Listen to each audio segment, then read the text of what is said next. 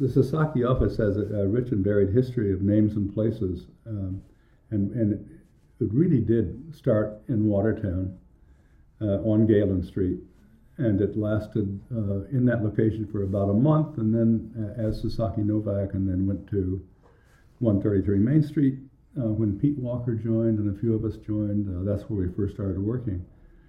And then, we got a little too big for that and moved to Watertown Square into the old Masonic Hall, and got a little bigger than that. We started moving into other buildings in Watertown. I occupied at one time 12 different buildings. But in the middle of all of that, really in the infancy of growth, Pete decided to go to California to supervise Foothills Junior College, and ended up opening a Sasaki Walker Associates office in California.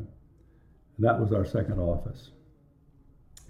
And then, eventually the differences, not differences of opinion, but the partnership didn't make a lot of sense. So the Sasaki Walker became a separate office and corporation, and Sasaki Watertown was a separate corporation and office.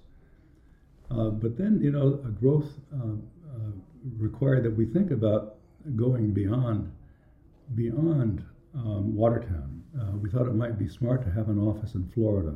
There was a lot of work in Florida. That seemed to be a good idea. And then Washington kind of caught our eye. And after that, Dallas, Texas became, and then we did Sasaki Strong in Toronto. And then we had done a couple of others, and we're thinking about opening an office in Basel, Switzerland. And I think, all of us were a little tired of management and all the odd things that go on when you're trying to run 7 different offices out of one office. And with computers and management problems and length of, I'd say, complexity and everyone was worn out, we pretty much decided to retract and maintained the Florida office for a while, but eventually closed all of the regional offices. And except for a new office that we opened in San Francisco, not to compete with Pete at all, but rather to have a Sasaki Associates office in San Francisco, along with SWA and along with Peter E. Walker and partners. So a lot of dynamics and I most really positive feelings about all of that.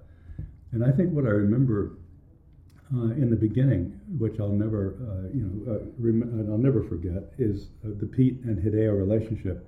As far as I know, it was always quite good, whether they were at Harvard together or in Watertown together.